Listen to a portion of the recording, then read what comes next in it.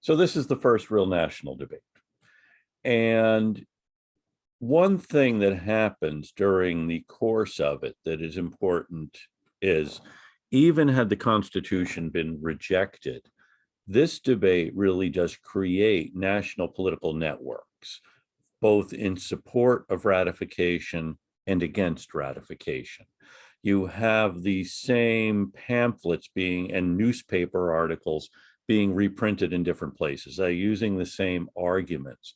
So you really do see a national political alliances forming.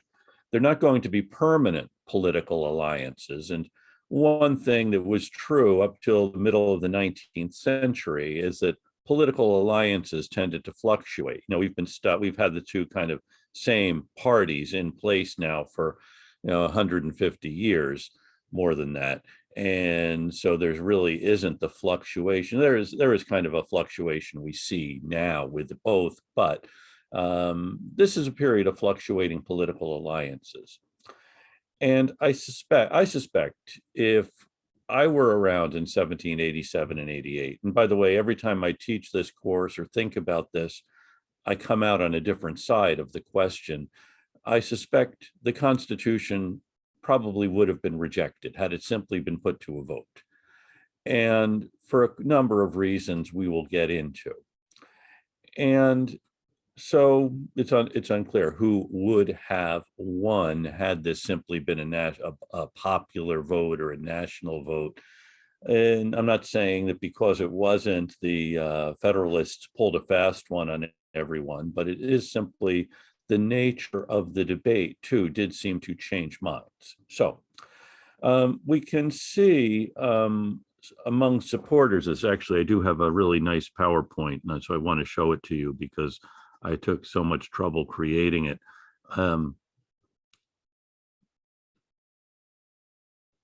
Okay, so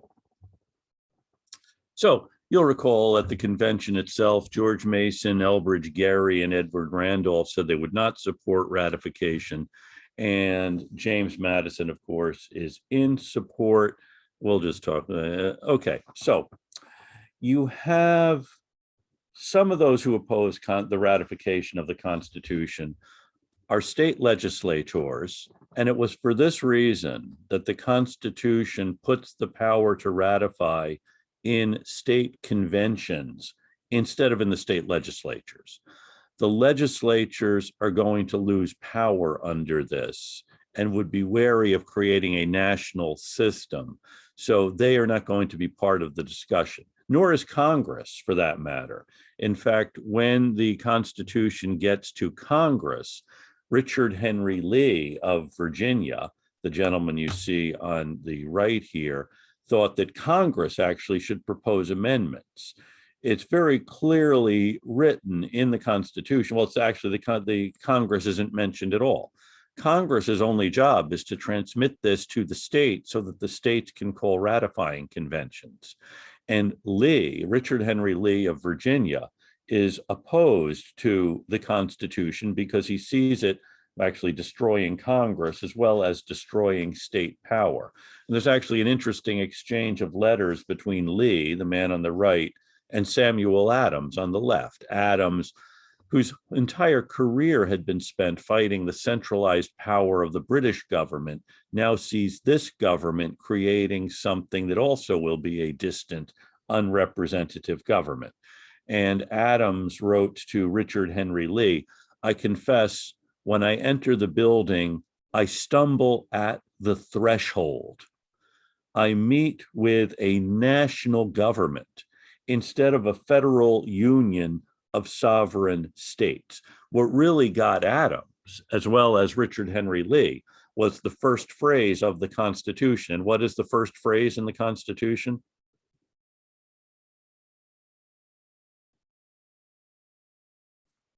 I knew we should have read it as a class. Yes, James, you know the first line of the Constitution? Giovanni, you've raised your hand. Is it the preamble with the "we the people, in order to form a more perfect union, Yeah. Yes. establish justice, ensure domestic Yeah. tranquility"? Very good. We, the people of the United States. in order to form a more perfect union, establish justice, ensure domestic tranquility, provide for the common defense, promote the general welfare, and secure the blessings of liberty to ourselves and our posterity, do ordain and establish this Constitution of the United States. Okay, so Adams's question, Lee's question is, who are the people of the United States? That is, we know who the people of Massachusetts are, the people of Virginia are, but the people of the United States, is there such an entity? And who are the people of the United States to create a constitution that will do all of these things? They don't see how there can be such an entity as the people of the United States. So thank you. Tricia also put in, we the people. So it's a phrase we love. Like, we the people of the United States now love that phrase. But Samuel Adams, Richard Henry Lee wondered why it wasn't we the states, because it was a convention called by the states and the representatives were there from the states. And initially the preamble had said, we the states of, and then it listed them from New Hampshire down to Georgia.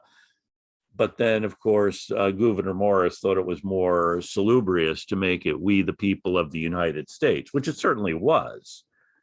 But Adams, Lee object to this. So here you can see two groups who oppose ratifying the Constitution: state legislators, people who have power in a certain state, as well as people like Adams and Lee, whose entire lives had been spent opposing a distant centralized government.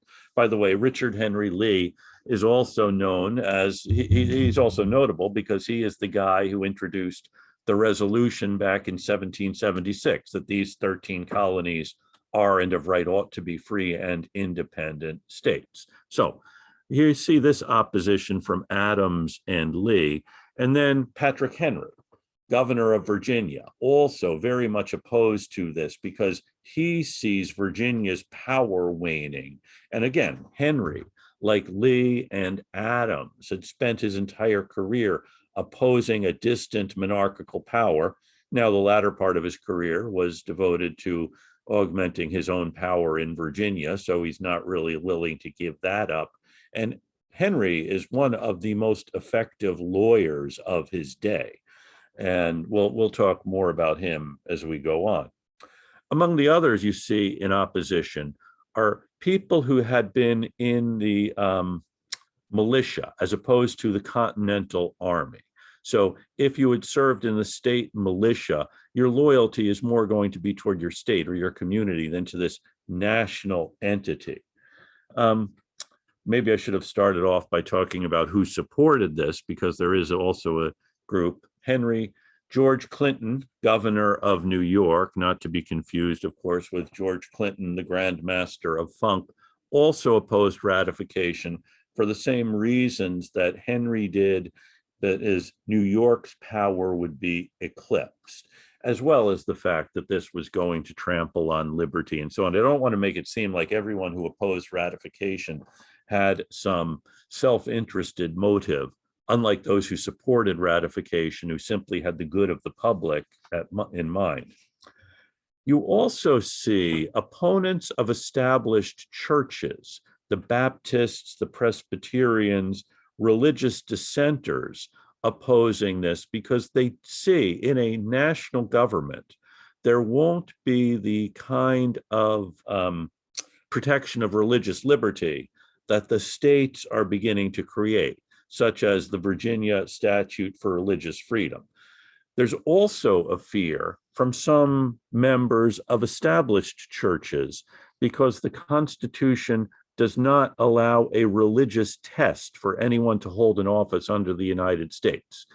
No religious test. Most states had a religious qualification for holding office. In Connecticut, you had to profess a belief in the Trinity.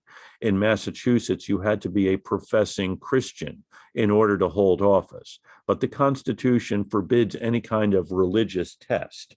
And under this, anyone, and it was said in the Massachusetts Convention, even a papist or a Mohammedan couldn't be president of the United States. A papist being a Catholic, a Mohammedan being a Muslim. So fear that no religious test means we will have a papist or a Mohammedan. And in fact, in the North Carolina Convention, it becomes an argument that under the Constitution, the Pope could become president. James Iredell, a representative at the North Carolina Convention, goes through the elaborate scheme by which someone, an American-born citizen, would have to become a Catholic, convert to Catholicism, go to Rome, become a priest, rise through the Vatican, and then come home and run for president, that it would take a long time and be quite unlikely that the Pope could become president. So you have this kind of argument against it, that is no protection for religious dissenters, state power being eclipsed, other things in it that we are wary of. The biggest grounds for opposing ratifying the Constitution was that there was no Declaration of Rights, no Bill of Rights. We got into this a bit with James Wilson's speech, where he's trying to explain why you shouldn't have a Bill of Rights. But that is going to be a big stumbling block. A, Samuel Adams sees that this is eclipsing all the power of the states. B, since this does not have a Declaration of Rights, but state constitutions do, this means this is going to obliterate the state bills of rights, declarations of rights.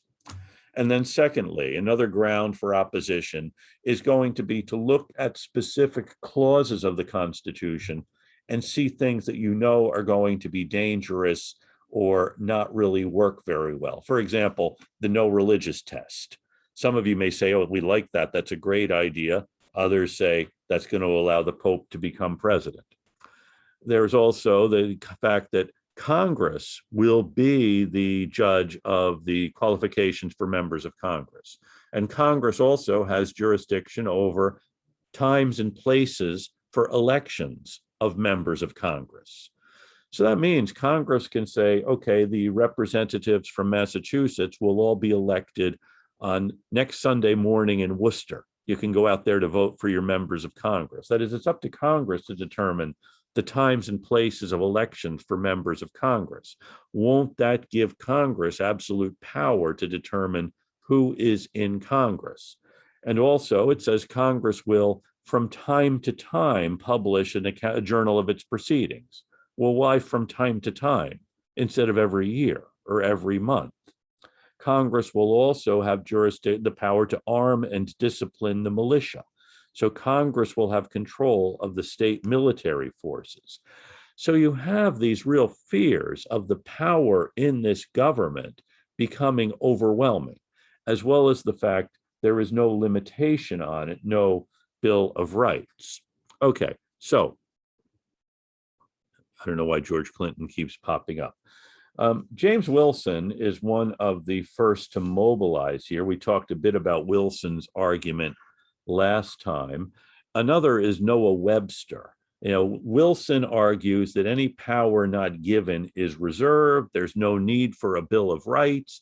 And he mentions that some of the rights people are talking about, like the right to trial by jury, the right to free press, there is no real power in the Constitution to infringe on these rights. That means no power is given. This really becomes a focal point for opposition. Wilson, by the way, becomes probably one of the most hated figures on the other side. He's burned in effigy throughout Pennsylvania and in other places, and he becomes really a lightning rod for opposition. His speech was not well received because he speaks with such disdain about these rights, and they're really not that important. Any power not given is reserved, and this seems like a good enough argument, but it's not a convincing argument, according to those listening to it at the time. And our friend, here is what Wilson is saying. Well, actually, this is one of the opponents of Wilson, Brutus. This will be an original compact, being the last. This will vacate every former agreement inconsistent with it. for it being a plan of government received and ratified by the whole people, all other forms which are in existence at the time of its adoption must yield to it. So clear a point is this, I cannot help suspecting that persons who attempt to persuade people that such reservations were less necessary under this Constitution than under those of the states are willfully endeavoring to deceive and to lead you into an absolute state of vassalage. That is, Wilson is not only not convincing, he is convincing to Brutus that what he's really about is trying to create this absolute power. And other supporters of the Constitution, this is at the convention in Pennsylvania, John Smiley argues with Wilson about whether the Constitution gives power to the federal government over the press. And Wilson is saying, no, there is given to the general government no power whatsoever concerning the press. No law in pursuance of the Constitution can possibly be enacted to destroy the liberty of the press. And he says, I would be glad to know by what part of this Constitution such a power is given. And he's not going to enter into a discussion of this. So Wilson sees no power in the Constitution over the press and gets tired of people bringing this up. And he also says, the printer is going to drop into a den of devouring monsters. Now, Giles Hickory, who is Noah Webster. Webster is the author of a spelling book, and he's also writing a dictionary of the English language. And he writes a pamphlet in an article in December 1787, arguing for ratifying this. And it's an interesting phrase. One half of the people who read books have so little ability to apply what they read to their own practice that they had better.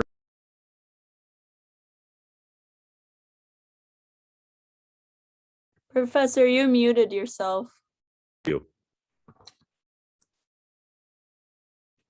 There's no power existing against which it is necessary to guard. While our legislatures are elective, the rulers have the same interest in the laws as the subjects have. By the way, what do you make of this? One half of the people who read books have so little ability to apply what they read that they had better not read at all.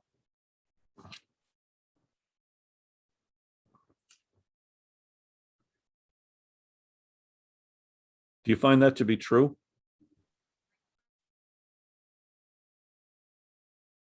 Half of you are so stupid that you really shouldn't read because you're going to misunderstand what's in the books, and you need someone like Noah Webster to explain them to you, because Webster doesn't see anything in the Constitution to limit freedom of the press, and he can't understand why you're listening to people who do. Matthew's nodding. I've never quite put it that way before, but yeah, most people really are pretty dumb. And why should we be listening to them? No one wants to address this? Yes, Giovanni, you're afraid you'll be in that camp. I think it's just such a funny point to make that it's like borderline facetious. Yeah. Half of people are just so stupid that they don't understand what's going on. It's frankly insult. Well, yeah, it is insulting. But okay. It completely dismisses every argument that by saying, oh, well, no, it doesn't say there that there's a problem with the freedom of the press. No. Therefore, you're all idiots and you shouldn't even read. You're just wasting your own time. I just think it's really funny. Okay.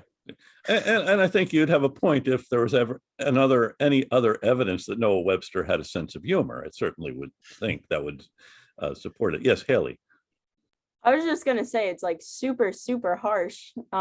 He's basically like, if you don't see what I see, then you're just stupid. Yeah, well, this is why he's writing a spelling book, right? He's trying to simplify spelling so you mopes will be able to read.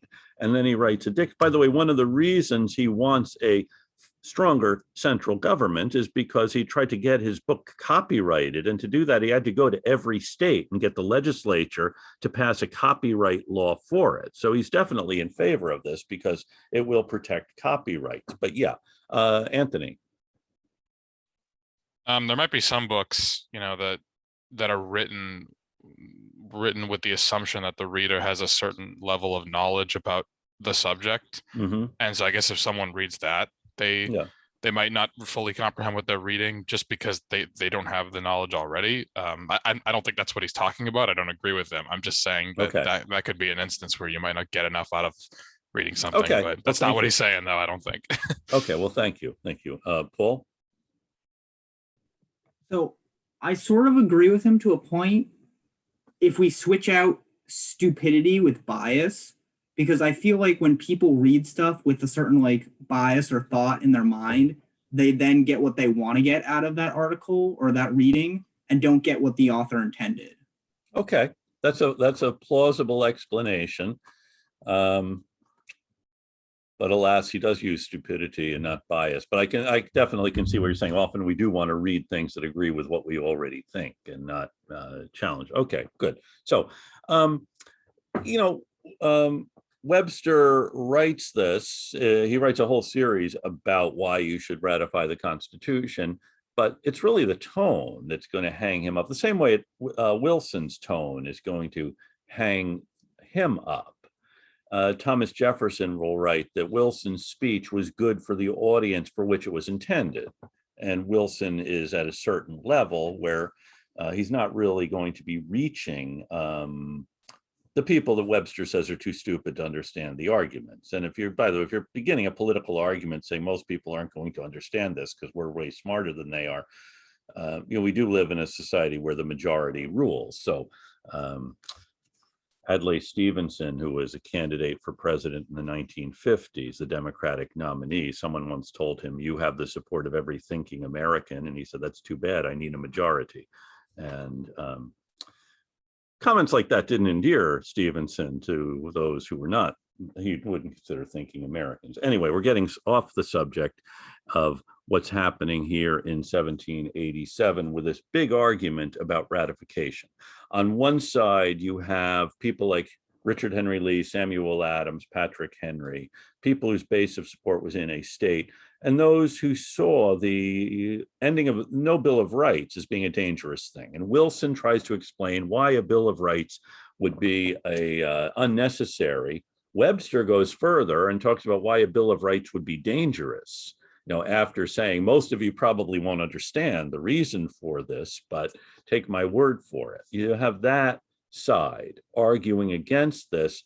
And then on the other side, you have the folks like Madison, James Wilson, obviously, George Washington, who wanted a stronger national government, as well as men who had been officers in the Continental Army, as opposed to in the state militia.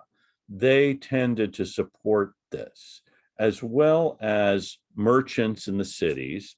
And one of the big groups in favor of this, and this becomes kind of a historiographical lesson in the 20th century, are those who hold public securities. You'll recall after the Revolution, the states and the United States had paid most of its debts by issuing these notes that were payable in 10 years. So now you have this piece of paper that in 10 years might be worth something, and speculators have been buying these up. Those who held these stocks really wanted them to be paid back at face value. And so they really want a government that can pay them back. And there's been a lot of argument about who held these stocks. It turns out that Elbridge Gerry was one of the largest paper securities holders in Massachusetts, but he's against ratifying the Constitution. Interestingly enough, another of the largest security holders in Massachusetts was Abigail Adams. And she had bought up a lot of these. There's a fairly recent biography of Abigail Adams by Woody Holton that really sees Abigail Adams is investing in these securities. The progressive era historians who wrote about the Federalists being a bunch of rich guys pulling a fast one as a way of securing their investments really were somewhat misleading on what Abigail Adams was holding the securities for, and why is it a bad thing that people be paid back or that the securities be honored at face value. That's an argument we can have another day.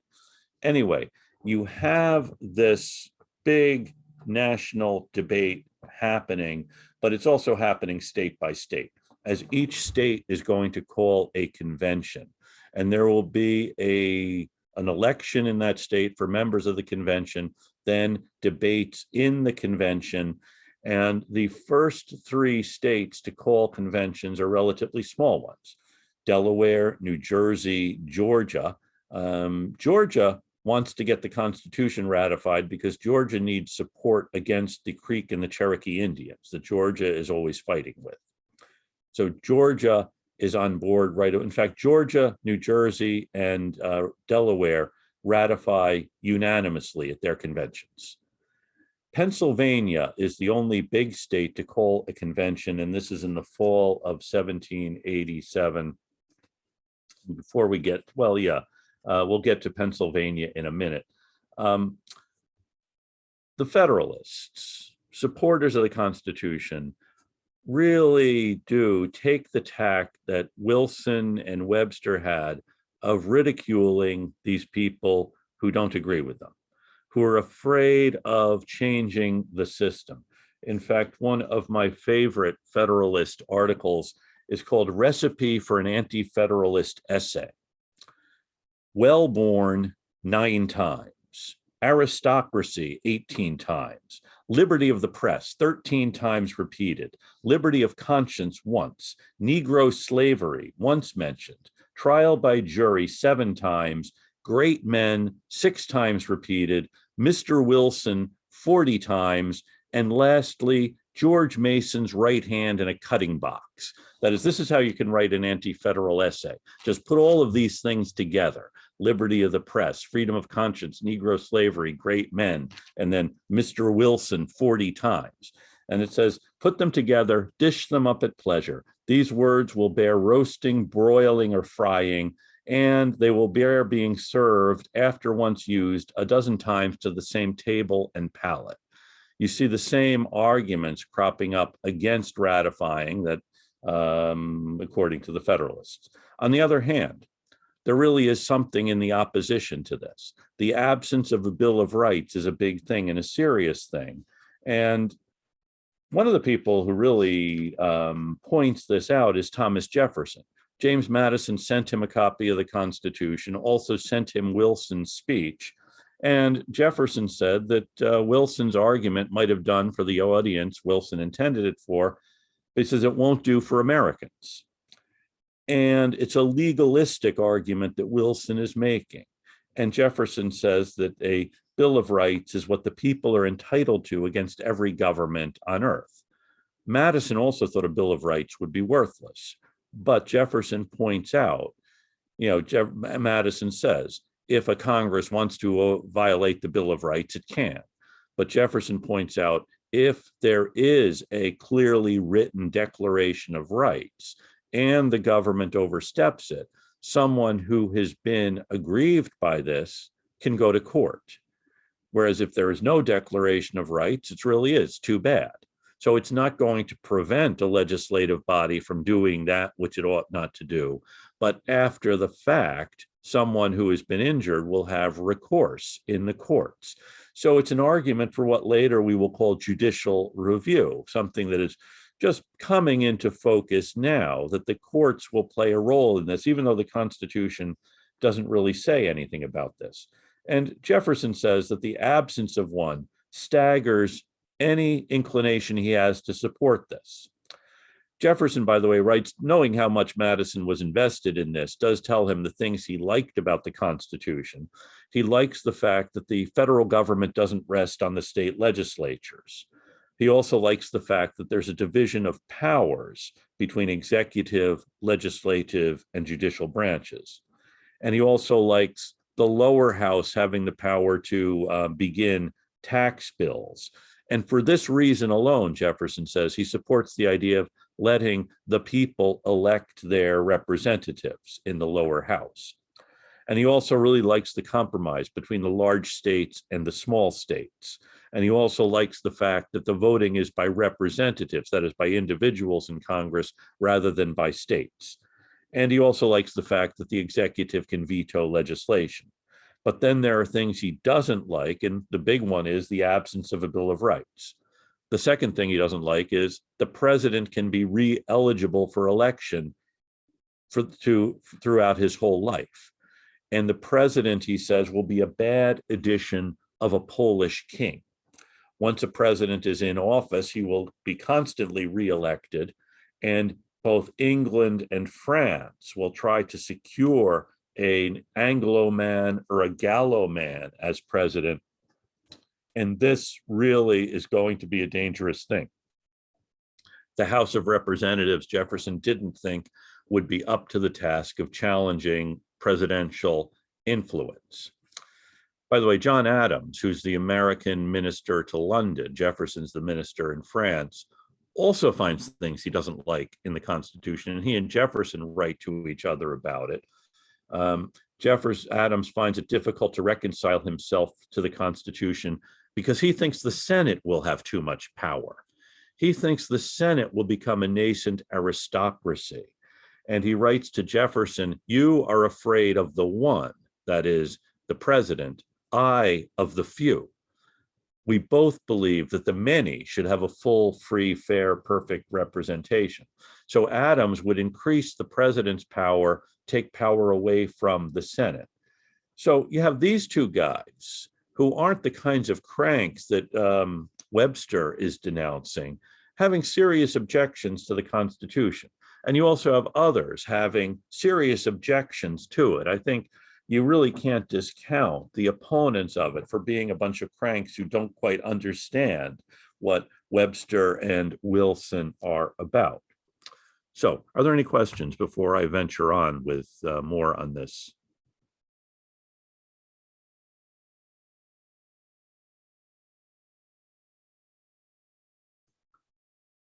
Okay, so yeah, Bill of Rights, this is Noah Webster, is absurd. No constitutions can be unalterable.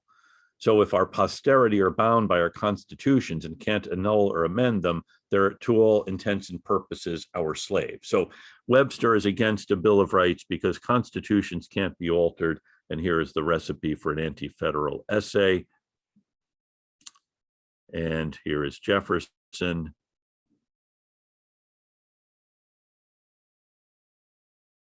Okay, so at the Pennsylvania Convention, the Pennsylvania Convention is the first one where there is serious opposition to ratification.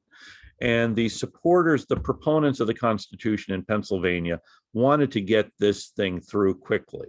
So they call for a convention to be elected in October or November to sit in December. And at the convention, there are about 24 opponents of ratification elected. And the supporters of the Constitution, like Wilson, know they have the votes. So there is a debate, but knowing they have the votes, it's not a serious, engaged debate. The Wilson, who had been a member of the Philadelphia Convention, is also a member of the Pennsylvania Convention.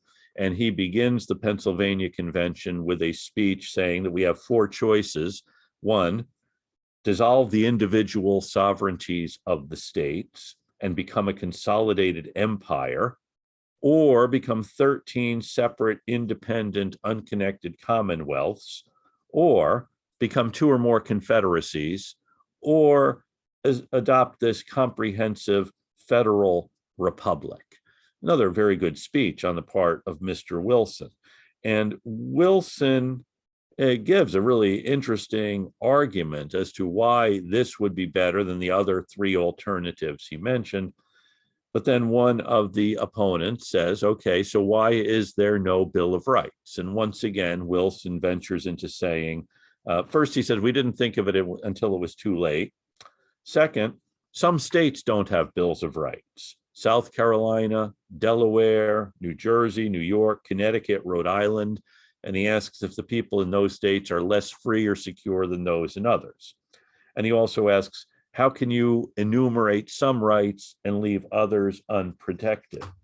And John Smiley, who is a member of the convention from Western Pennsylvania, says, okay, so if that's your argument, you can't list some rights without leaving up for grabs. Smiley points to Article 1, Section 9, that says the privilege of the writ of habeas corpus shall not be suspended. Well, habeas corpus is one of those rights you see in a Declaration of Rights. And here you've said the Constitution, if it mentioned any rights, would leave those it didn't mention unprotected. Here, the fact that the Constitution does protect one fundamental right, does that mean all the other rights are up for grabs? Well, that's an interesting argument. What do you think? Is the fact that the Constitution protects a habeas corpus mean that every other right is up for grabs under Wilson's argument?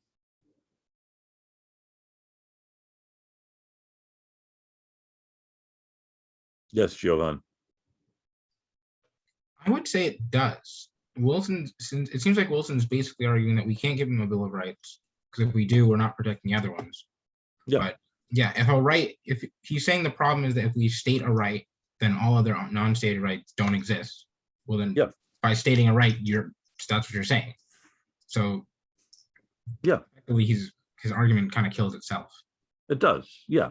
And then another argument comes up about what does the necessary and proper clause mean? And William Findley says that it means Congress can do whatever it wants. Wilson says, no, it's a limited grant of power. This is a big argument. Does necessary and proper mean Congress can do anything it decides is necessary and proper? Or does it just mean a specific list of things to carry into effect certain other things?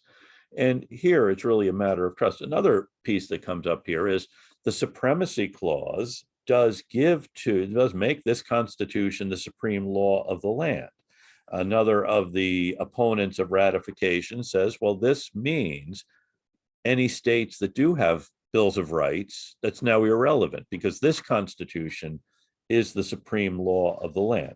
What happens in Pennsylvania is this: the opponents of ratifying come up with 14 amendments they would like to see added to this before they will support it. And they are covering things like rights of conscience, religious liberty, trial by jury in civil cases. By the way, there is a trial by jury in federal criminal cases in the Constitution, but that means our civil cases don't have trial by jury. A prohibition on excessive bail, cruel and unusual punishment, prohibition on illegal searches and seizures, protecting the freedom of speech and the press, the right of the people to bear arms, not restricting hunting and fishing on public land, restraining states from taxing, but also prohibiting Congress from levying a tax on imports, on anything other than imports or exports, not letting Congress regulate elections, giving states control over their militias. So you have 14 proposals by the opponents in Pennsylvania, and Pennsylvania votes against these. The convention votes 46-23 to ratify. The supporters know they have the votes. We really don't need to engage in this discussion with the opponents because we can get this through in Pennsylvania, and they do. And once Pennsylvania ratified on the 15th of December, there's rioting throughout Pennsylvania. Wilson's burned in effigy. A group of rioters, by the way, were held in a jail in Carlisle, Pennsylvania, and a mob attacked the jail and freed them.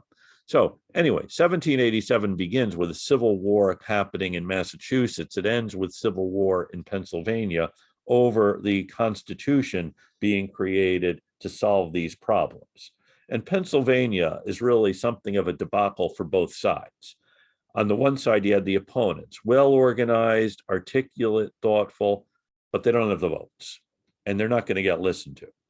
On the other side, the supporters of it ram this through, and it makes them look really bad, and it provokes rioting from those they've just trampled on. So you can see this isn't getting off to a good start. And the next big state to meet is Massachusetts. And Massachusetts is, of course, a very important state because it's where most of us are. And also it had been, it still was an important enough place in 1787 and 88. And there are about 355 delegates to the Massachusetts Ratifying Convention. So this is a big gathering. In fact, they can't meet at the State House because it's too small. They meet at the Long Lane Meeting House, which is on Long Lane. And the Puritans, the Congregationalists weren't really imaginative in naming places, so they're descriptive. You know, if anyone asks you where the Long Lane Meeting House is, you know, it's on Long Lane. And 355 of them. And at this one, it seems like the opponents have a majority. There's something like 18 to 20 members of this convention had been part of Daniel Shays's army at the beginning of the year, of the previous year. And the leader of the, actually the leader of the Massachusetts opposition is Samuel Adams, one of the most important political figures in Massachusetts. And he is the representative of the working people of Boston. Elbridge Gerry is not a member of the convention, but they call on him to be the expert witness to tell them what the Constitution means. So remember, he had been against it at the convention, and now he's the one explaining what it means to the convention. And the Federalists, as the supporters of the Constitution, are strong in places like Boston and Salem among the merchants, because trade has been pretty much shut down because the government of the Confederation can't protect trade. And so this is Boston. Yeah, there is support of it for it, but in the western part of the state, in Maine and Cape Cod, there is real opposition to this and real thinking this is another big government that is going to trample on the rights of individuals. In fact, there are towns that had not bothered to send a representative to the general court who send representatives to this convention. And so it's, I think if you're a supporter of the Constitution, you would look at what's happening in Massachusetts with real alarm. At the same time Massachusetts is meeting, Connecticut ratifies by a vote of 128 to 40. And also roughly at the same time, the Massachusetts Convention begins meeting. This is in January of 1788. The New Hampshire Convention met in Portsmouth. Everyone expected New Hampshire to be really easy. The convention convenes. The supporters of the Constitution look around the room, and they don't recognize a lot of these people. They think maybe we have a convention filled with opponents to ratification. If New Hampshire, which was expected to be an easy victory, turns into a defeat, that could pretty much kill the Constitution. Pennsylvania was a disaster. Massachusetts looks doubtful. If New Hampshire goes against it, it's all over. So what the supporters do in New Hampshire is really smart. They adjourn until June. They say, we need more time to think about this. They call for an adjournment. And so they adjourn until June to prevent New Hampshire from voting against it. So Massachusetts, though, isn't going to adjourn. The supporters are going to do a couple of other things that are really smart. Let me see if I have any images to show you of what Massachusetts does that is really smart here. Since I'm always on the lookout for smart things Massachusetts does. Here are Elbridge Gerry, Samuel Adams. By the way, John Hancock was elected to be the presiding officer at the convention, and Hancock knew whichever side he came down on was going to cost him support. If he came out against the Constitution, people who supported it were going to say, boy, he really betrayed us. If he came out against on the other side, people on the other side also would. And the one constant in John Hancock's life is he wants people to like him. So what typically happened with Hancock when he had a difficult decision to make is his gout would flare up. And so he was incapacitated by his gout, so stayed at his home on Beacon Hill to wait to see what happened at the convention. Now, the Federalists do have a couple of things they can do to help smooth passage in Pennsylvania. One thing they know is you have all of these anti-federalists writing things that are being printed in newspapers all around the country. They're not printed in Boston because the Federalists control the post office. And somehow things like the Anti-Federalists of Pennsylvania's, the Minority Report in Pennsylvania, their objections to the Constitution doesn't arrive in Boston until after the convention was over. Well, it did arrive in Boston, but it was held up at the post office. Another thing that happens during the convention is there are allegations, as I said, people from Boston, the delegates from Boston support ratification. The delegates from towns out in the countryside tended not to like it. And also they tend not to like life in the big city. So the guys from the big city make an effort to show these country yokels a good time. And it gets to the point where there's some allegation they're trying to bribe us by taking us out to dinner, wining and dining us, showing us the enchanting parts of city life. So actually the convention investigates and determines there actually wasn't any bribery going on. So they hold up the mails. They try to show a good time. This is the Long Lane Meeting House and their minister. And the masterstroke is this. By the way, the convention spends 3 weeks debating the Constitution clause by clause. And there's a very good transcript of the Massachusetts Convention's debates, along with, so you can really see the arguments people are having about the specific clauses and what they mean. And James Madison later on said, if you really want to understand the Constitution, you don't look at the federal convention. Instead, you look at these state ratifying conventions where people were arguing about what the different clauses meant.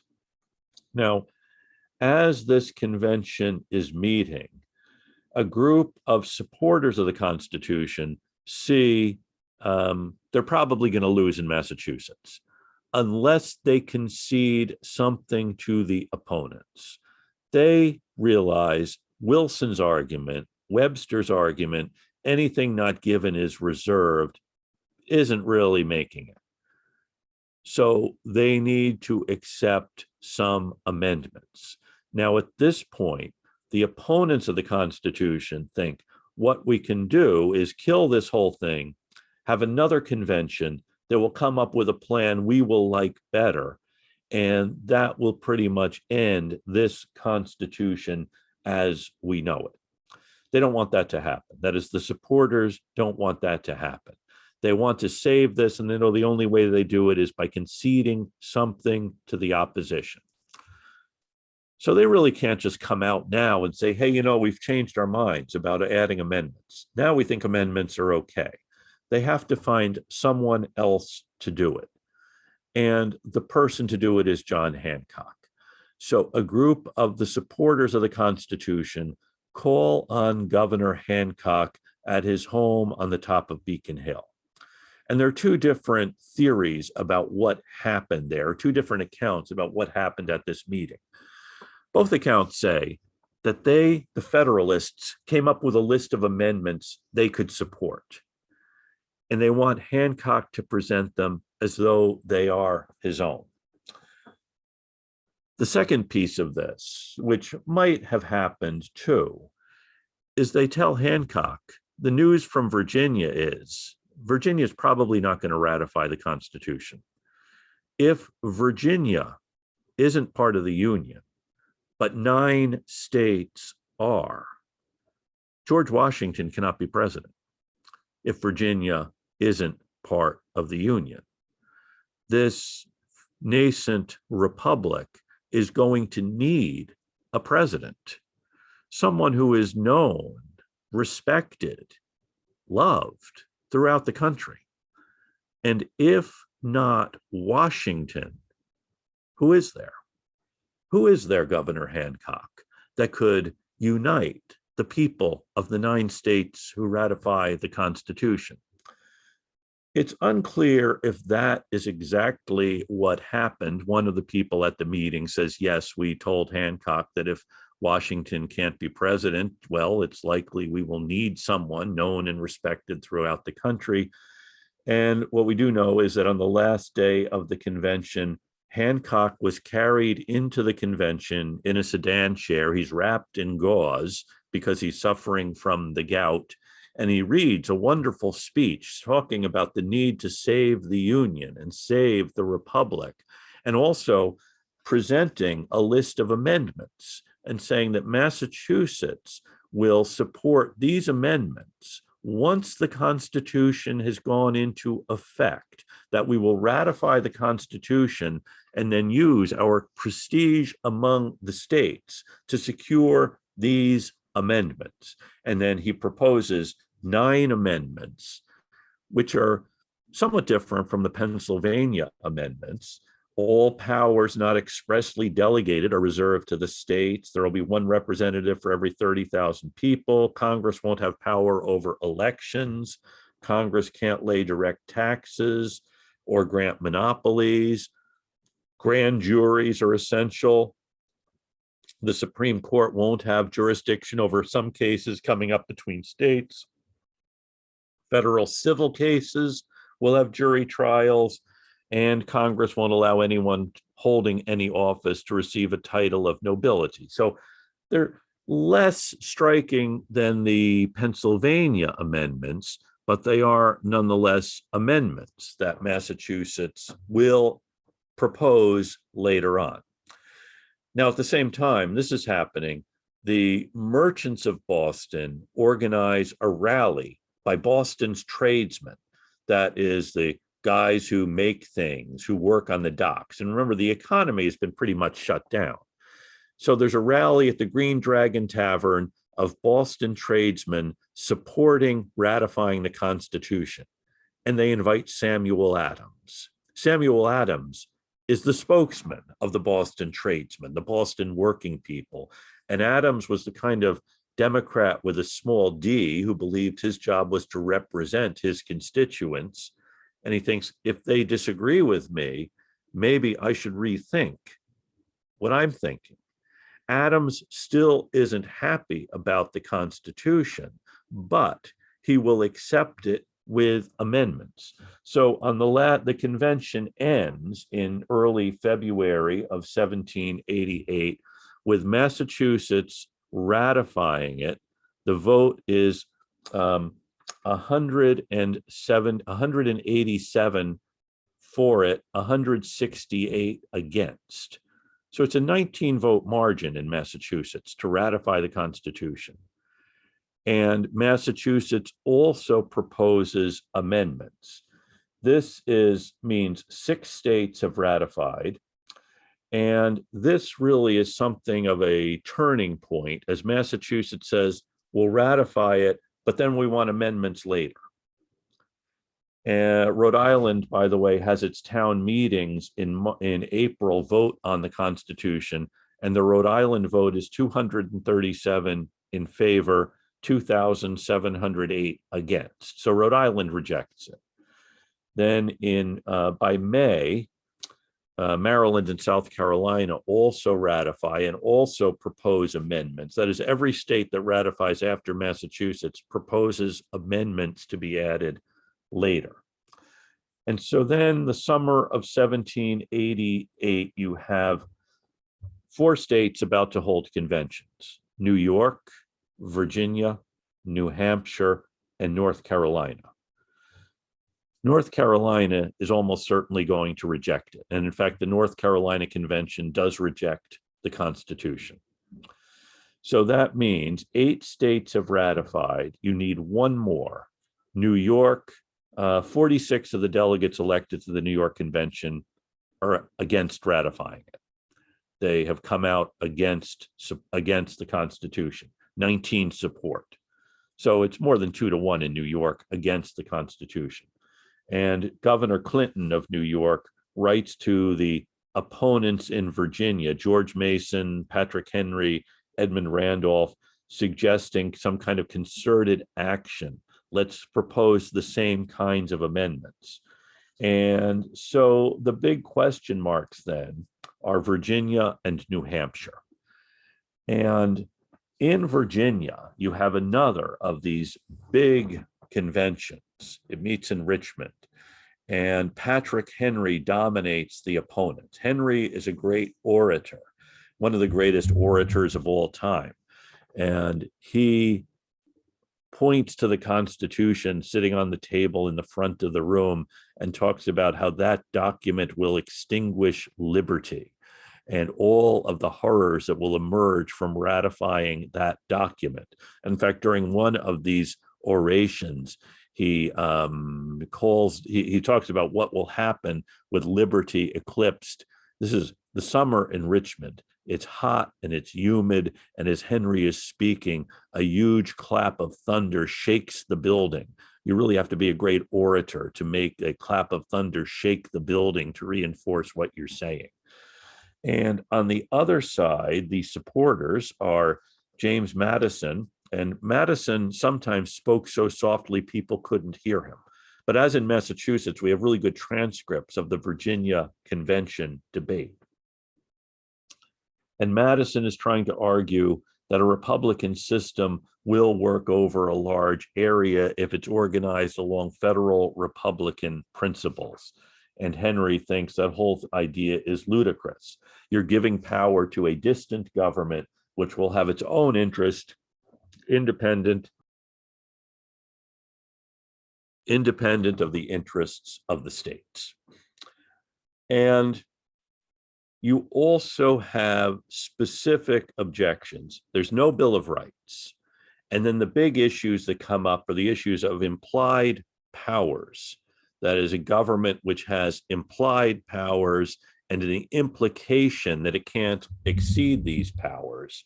And also, by the way, it's during this debate that the term responsibility is added to the vocabulary, and responsibility meaning accountability, as Henry points to the Constitution and says, there is no responsibility there.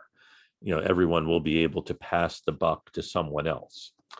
Now, a couple of issues trip up the opponents of the Constitution. And one is the issue of religious liberty. Remember, they want a Bill of Rights to protect religious liberty. And Madison can point out that who is responsible for religious liberty in Virginia? It's not the Virginia Constitution. In fact, it's James Madison, who and Henry had been against the Act for Religious Freedom. And at this point, some of the Baptists have been convinced by Madison. In fact, John Leland, who was a Baptist minister, had run for the convention, had been running for a seat in the convention against Madison. He dropped out when Madison convinced him the Constitution would not hurt religious liberty. So you have this kind of problem for the supporters of the opponents of the Constitution. They hadn't really been big supporters of religious liberty before. And the other is the issue of slavery. The opponents of the Constitution say that the Constitution will give Congress the power to abolish slavery in the states. And on the other hand, they also say the Constitution allows the slave trade to go on until 1808. So on the one hand, they're against the Constitution because it seems to hurt the institution of slavery, because it's ending the slave, Congress will be able to cut it off. And on the other hand, they're against it because it allows the slave trade to continue, which they think is immoral. You know, you really can't have it both ways. And in this debate, Madison brings up the sectional interest, which he also brings up in Federalist number 54 about the 3/5 clause. And also he says that, you know, the institution of slavery isn't simply a sectional issue. There are enslaved people in Connecticut and in Rhode Island and in New York and in New Jersey, and there will be an interest in those states to protecting the institution of slavery. Ultimately, he says, if it does become a sectional issue, the whole union is going to break apart. But anyway, as this debate is going on, Madison is pretty sure Virginia is going to reject it. He writes to Hamilton, who is at the convention in New York, saying almost certain Virginia is going to vote against the Constitution. Hamilton says it's almost certain that New York is going to vote against the Constitution. They don't know as they are writing to each other. Madison doesn't want, the one thing he might get in Virginia is a conditional ratification. That is, Virginia will ratify on the condition that we add amendments later. But you really couldn't have, well, it's a technical issue. What happens is, while these two guys are writing, New Hampshire votes to ratify, but they don't know that. They don't know that 9 states have ratified. And ultimately in Virginia, the vote is 89 in favor, 79 against. Again, Madison supports adding amendments later, but Virginia can only propose, can't say our ratification is conditional on these particular amendments being added. So this is an extraordinarily close vote, 89 to 79, and it really shows Madison's skill as a legislator and actually defeating the most powerful person in Virginia politics, which is Patrick Henry, at this convention. Henry, by the way, doesn't forgive Madison for this. The Virginia amendments are the same as the ones from Massachusetts, although they include prohibition against standing armies, protecting liberty of conscience, freedom of speech, and the right to keep and bear arms, also requiring a 2/3 vote for navigation acts. So it's this promise that brings some of the opponents to support ratification in Virginia.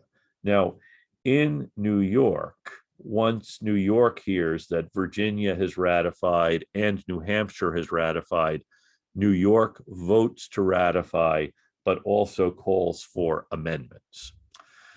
Later in the summer, North Carolina's convention meets, and then North Carolina rejects the Constitution. So, end of the summer of 1788, you have 11 states have ratified the Constitution, which means it will go into effect. And in October, the Continental Congress calls for the states to hold elections for a new federal Congress and for presidential electors, and then it goes out of business. So that's the end of ratification. The big issue was the absence of a Bill of Rights. The Federalists get some of the opponents to come over by saying we will accept some rights or some amendments to the Constitution. There's some ambiguity about whether they actually call what will be drafted a Bill of Rights or not. But this is a big political argument that does engage people throughout the country. And some of the, actually, I'll show you some of the other things written on the Constitution. By the way, after Massachusetts ratified, and by the way, what was the name of the church where they met?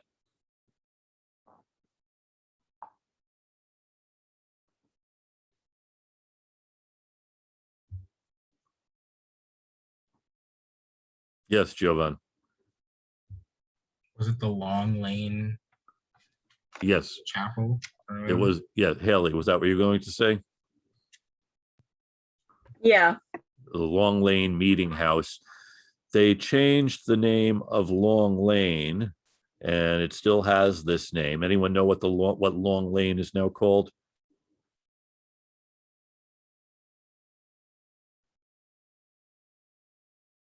It's in downtown Boston, and it is called Federal Street.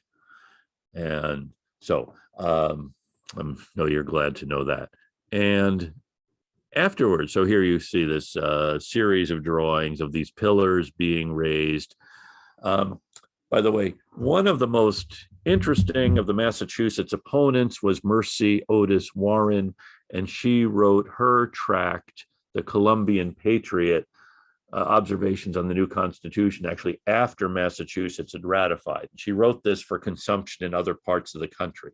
In the spring of 1788, New York really became kind of a clearinghouse for anti-federal arguments.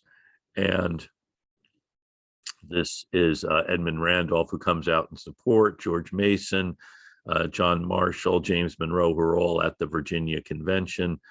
And let me just see, there's one other piece of this. Those who are opposed to it will reconcile themselves if they can secure amendments. It's not quite clear if this government will work and if amendments actually can do the things they want. I think the important thing to remember as we're talking about this debate is the Constitution did not include a Bill of Rights. And actually, it's worth thinking about. The opponents do more or less turn out to vote in the federal elections in the fall of 1788. They elect some members of Congress and some senators. The first presidential election, it's a unanimous vote for George Washington. And John Adams was elected vice president.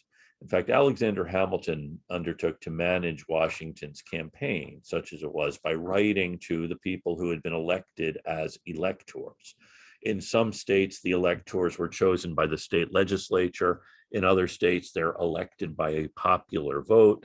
But by the end of 1788, you do have the electors in place. And Hamilton worried what would happen since every elector votes for two, and there's a tie among the electors. You wouldn't really know who was supposed to be president and who was vice president. The thinking had settled on Washington was going to be everyone's first choice, and then the choice for vice president would be John Adams. But what happens if everyone also voted for John Adams? That would mean a tie. And so Hamilton wrote to elect, by the way, if Hamilton wanted to prevent a tie in the electoral vote, how many electors did he need to convince not to vote for John Adams? Yes, Jovan. One, yeah. The vote is, there are 69 electors, 34 of them vote for John Adams. Okay, so granted, 15 voted for George Clinton. Those were guys who had not liked the Constitution to begin with. And there's some thrown, Samuel Adams gets some votes in Virginia. By the way, John Adams can count, and he's feels kind of snubbed since more than half of the electors voted for someone else. And Adams was something of a sensitive guy. Yeah, why should we call him sensitive? I think any of us would feel sensitive too. Why didn't they vote for me? And but anyway, he will become vice president. And then the big issue will be, well, what exactly does the vice president do? That's a story for another day. But what we see happening here during this debate is this big argument about the nature of power, the nature of the powers of this government, which haven't really been decided. The supporters of the Constitution, in order to get it ratified, have to go along with some changes, but those changes are going to be added later. Are there any questions on this?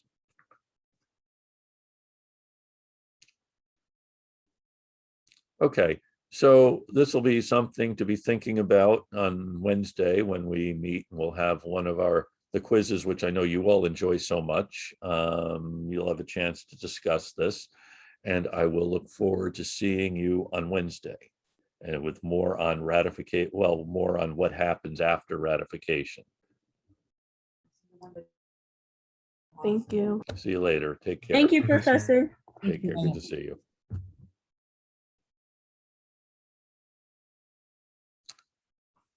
Let me stop recording. Hi. Hi, how you doing? I'm doing okay. How are you?